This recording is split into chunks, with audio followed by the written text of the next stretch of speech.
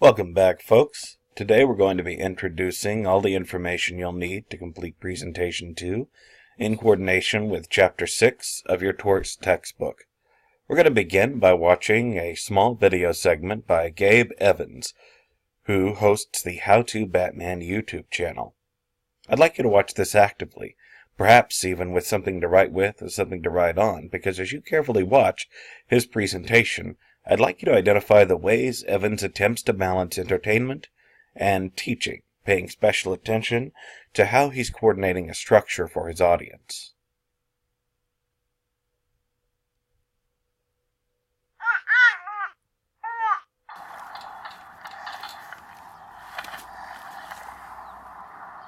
Hi, Goat.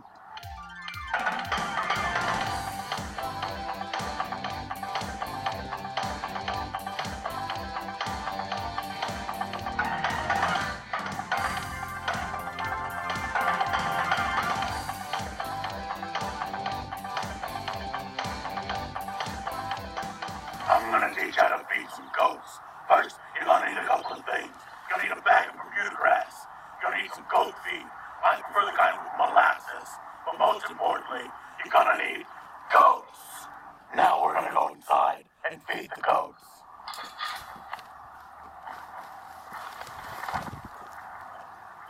Hi, buddies. How you guys doing today? It's important that you know the names of your goats, because goats are like kids, and you never talk to strangers when you're a kid.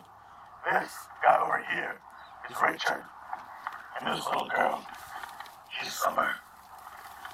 Alright, what we're gonna do is I put the food in there so they can eat in privacy, because nobody wants to see you eat. Am I right?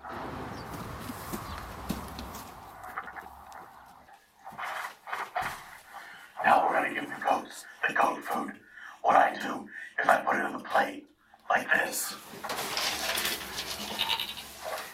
But now, you gotta remember, we've got two goats here, and they each eat out of different plates. So let's go to the other plate right now.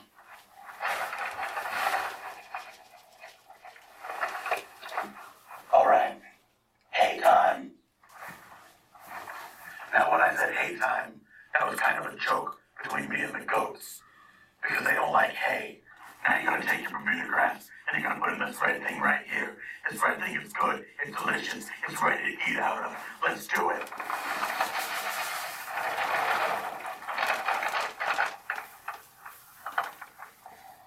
I kinda want some too, don't you?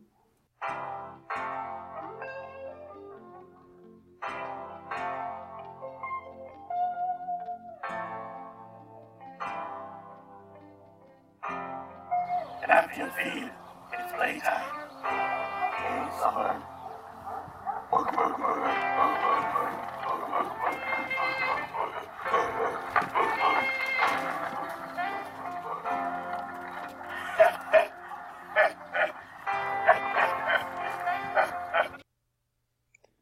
Alright, so what did you notice about Gabe Evans' How to Batman video? You probably had some good and bad observations about how he attenuated his message to his audience. You might have mentioned the fact that the video was fairly entertaining. After all, most of us probably don't have an intuitive interest in feeding livestock, but because of his funny costume, silly voice, he might have generated more attention than otherwise. But you also might have noticed that there were several flaws in the presentation. Maybe you didn't like his voice. Maybe you thought he made a few errors in the demonstration itself. But regardless, what you've just engaged with, whether you realize it or not, is criticism, feedback, and observation of instruction. And I'd like you to dig a little deeper into your past experiences with instruction by writing down your 3 most memorable teachers. Just like before, you might want to pause this particular online lecture while you think of those memorable teachers. And I'll let you decide what memorable means. It might mean superlative in a good way or in a not-so-good way, depending upon your experiences with instruction in the past. And feel free to go all the way back to pre-K or as recently as last term. Great! Now that you've completed that task, I'd like you to identify 3 qualities of a good teacher.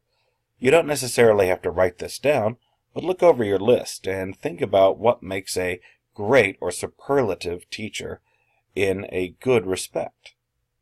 They might have a lot of passion for their topic or subject.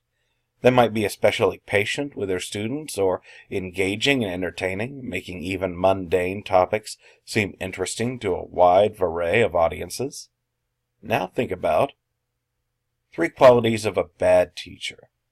In other words, if you had a bad teacher on your list, what made them especially bad, and why are you worried when you see these same qualities in other instructors, regardless of their quality level?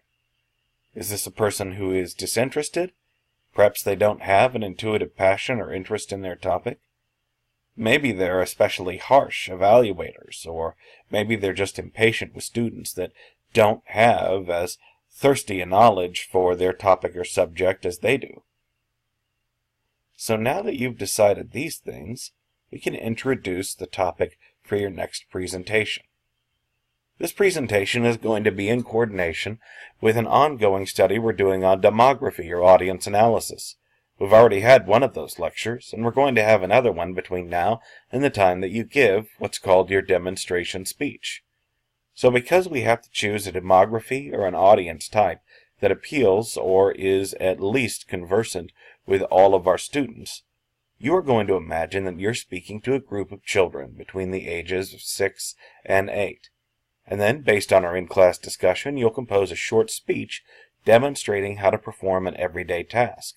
You'll apply insights from your student peers provided during today's class to enhance your presentation, and its aim will be to teach a young audience how to successfully accomplish an activity that might initially prove a challenge. You'll also explain the importance of learning this task to your audience. As you think about what kinds of tasks you might choose, consider what might be vexing to a person between the ages of 6 and 8. This can be something as simple as learning to tie your shoe or making a peanut butter and jelly sandwich, the appropriate way to brush your teeth, to maintain dental health. Maybe it's the right way to hold a basketball. In the past, I've even had students do things like teach their audiences the difference between right and left by performing the hokey pokey with their spectators. I've also had students that have done very silly things like teaching the class to burp on command by drinking enough milk. It doesn't matter what you choose, so long as it's age appropriate, and so long as it conforms to the procedure for this speech. So as I've stated, you'll identify a task that might vex a child between the ages of 6 and 8. You'll develop a way to teach this task to your audience with a short demonstration. And then you'll choose a few simple props or other visual aids that might enhance your overall demonstration or presentation. You'll avoid complicated terms or jargon whenever possible. So in other words, if you are teaching a group of students how to shoot a basketball, try to avoid physics terms like velocity, and avoid complicated terms such as whisket whenever you're trying to teach your students or your audience such sports as basketball or even croquet. As you develop your presentation, consider the following questions. 1. Could this task be feasibly taught to a group of 6 to 8-year-olds? 2. Is the task appealing enough to hold your audience's attention? And finally, can the task be taught in a short amount of time without reliance upon extraneous jargon? So, once you've thoroughly answered these questions, you'll compose a short, and by short I mean 2 to 3 minute speech in 3 parts. The first part should describe your chosen task, and the second part, the bulk of your presentation, will tell in detail how to accomplish this task in several steps. The third part of the presentation will reveal the importance of learning this task. Like the tour guide speech or the selfie speech that you've already given, you'll be allowed to use several index cards to assist in your presentation, and you'll turn in a paper on the date of your presentation via an abstract Dropbox, just like we've done with the previous presentations. In addition, you're going to accompany your abstract with a general and specific speech goal. Now, you might not know what that is, so I'll go ahead and talk about that right now. The remainder of your abstracts for this term are going to include something called a general and specific speech goal. A general speech goal describes the speaker's purpose. A specific speech goal describes your audience's ideal outcomes. The general speech goal is always going to be a verb or an action word, such as to inform, to entertain, to instruct, to persuade. Any of these and more could be appropriate or acceptable choices for a general speech goal. It doesn't matter what you choose, so long as it's a verb or an action word and it applies to what you'll be doing during the speech itself. A specific speech goal is somewhat more nebulous, so we're going to spend a little bit more time talking about it. It's a three-part sentence or statement that is comprised of these following items in this order: the condition, the action, and the criterion, or sometimes the criterion measure.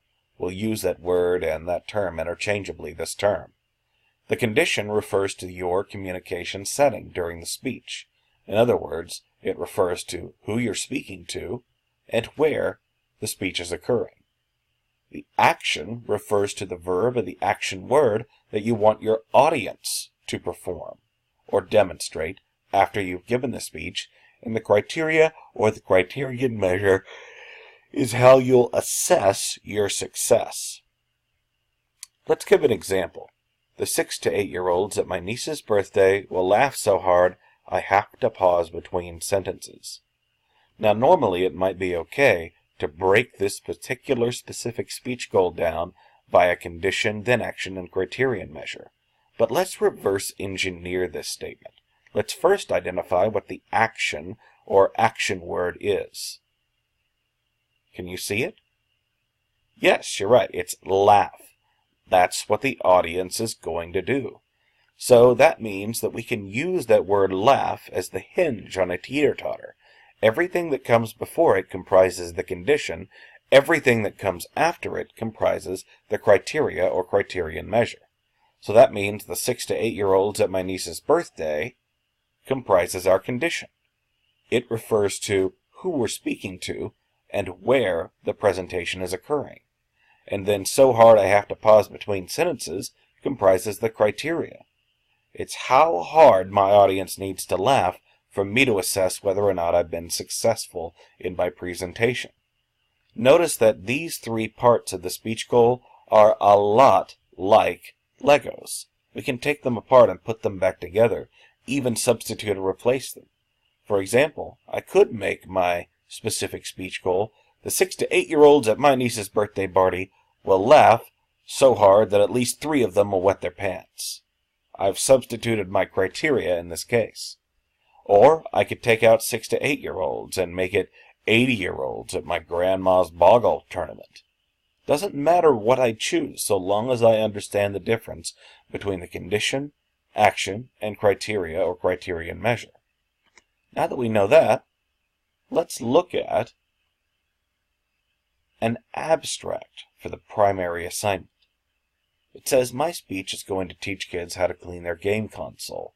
Lots of kids have PlayStations, Wii, or other game systems, and after a few months of intense play, they get pretty dirty and might stop working after a few years.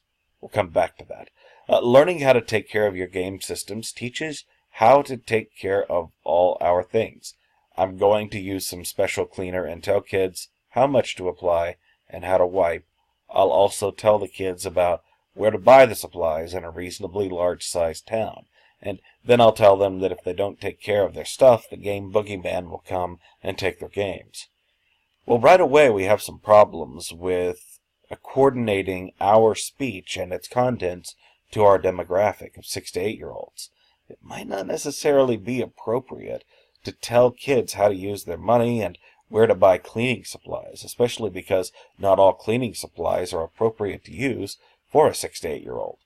Also notice that this speech concludes with something about the game boogeyman. So we're dealing with Schrodinger's 6 to 8-year-old in this audience, right?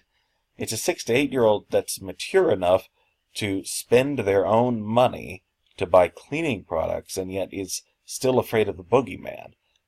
My advice to this person would be they probably need to choose a lane as to what kind of 6 to 8-year-old they're going to attenuate their speech towards. There are some more appropriate things that you could do to teach a 6 to 8-year-old how to take care of their games. They could learn how to store them appropriately, how to hold them, with their finger in the middle of the disc so they don't get any fingerprints on the disc itself, etc., etc. All of these things would be appropriate, which means we have the kernel of a good presentation within this abstract, but it'll probably require some revision. However, this person went ahead and decided to create a speech goal, a specific speech goal specifically, and they say, I want the kids to clean their games. Okay, so let's break this specific speech goal apart, just like we did with the other example. Clean seems to be the action. So their games is the criteria, and the kids seems to be our condition. Notice that specific speech goal isn't very specific. For example, if I interpreted the word kids as goats, and games as just cleaning them anyway, then that means as long as a goat licks a disc, then this speech has acceded to its specific speech goal. But that's probably not an appropriate goal, and we can probably presume that's not what this person meant. So, this is their first revision. I want a group of 6 to 8-year-olds, okay, a little more specific, to clean, still good, the controls of their game consoles without hurting themselves regularly. So what I think they mean is they want the kids, the 6 to 8-year-olds, to regularly clean their games, and they don't want them to hurt themselves. But semantically, it looks like they don't want a group of 6 to 8-year-olds to hurt themselves too much while hurting or cleaning their controls. That seems a little strange. I mean, you don't want them to hurt themselves at all, so finally this person went through a second revision. I want at least half of a group of 6 to 8-year-olds, okay, we're a little bit more specific in our condition, even better, to clean their game controls with the appropriate materials without harming themselves or damaging their game systems once every 6 months. Again, the semantics get a little bit muddy towards the end of the statement, but I think we can glean more or less what this person means. They want half of a group of 6 to 8-year-olds to clean their game systems once every 6 months using the appropriate materials and without harming themselves. Now, we could argue or debate about the appropriateness of this overall topic based upon our prior analysis of this person's abstract, but we can say that they've made a lot of headway in improving their specific speech goal. And what you might find is that your specific speech goal requires one or perhaps a few revisions in order to make it appropriate for submission. Now that we've talked about the primary assignment, let's discuss the alternative assignment. For this speech, you can, instead of demonstrating a task for your audience, choose to describe a childhood fear. The aim of your speech will be to elicit from a young audience the same feelings you once associated with your childhood fear. Whether you were afraid of fire, or Pennywise the Clown from Stephen King's It, or even the darkness, all of these are appropriate choices, so long as you can also explain the most important qualities of this childhood fear and its possible long-term impacts on your self-concept. First part should describe what caused your childhood fear, or your trigger or inciting incident. The second part will tell in detail the most important qualities of this fear and how it made you feel, and the third part will reveal how you overcame this fear and how it has either had, or perhaps not had, an impact on the development of your personality. Just like your primary assignment, you'll be required to turn in a specific speech goal and a general speech goal for this alternative. So let's look at evaluation. Well, we're not going to get too bogged down in evaluation. The most important things to remember are that a good presentation will elect to use a few simple props, or, if you're choosing the alternative assignment, at least some dynamic or engaging movement, remembering your audience at all times. Also recall that you don't have to commit this presentation to memory, but you should try to free your body up during the performance, and an exceptional presentation will do than merely demonstrate competence. Your audience will be asking, is the speech void of articulation problems? Are there any lags in the presentation due to memory? This portion will be straightforward for some speakers, difficult for others. And since this is the first of your demonstrative speeches the instructor will evaluate, it will be at your discretion how much time you devote to filling this criteria. The style sheet, as well as the entire assignment that we've gone over, is already located on Canvas in our appropriate dashboard. Be sure to look for the Presentation 2 prompt and, of course, reply via email if you have any specific questions about how to complete the assignment. Finally, this assignment is due Wednesday, the 13th of March, 2019, which means that you have a little bit over a week to complete this particular presentation. Just like before, if you'd like to sign up for a live speaking slot, then an online public presentation sign-up sheet is available via a link in our Canvas website. Remember to include both your name, your email, and your section number. That way I'll know who from what class is taking up what time slot. Again, folks, if you have any questions, feel free to reach out to me via email sooner rather than later.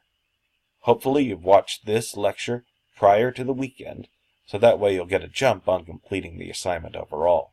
Remember, we will have one more lecture between now and the time you give your presentation, although the assignments in conjunction with that, such as quizzes and discussion journals, won't be due until after your presentation. In the meantime, good luck, and I can't wait to see your presentations.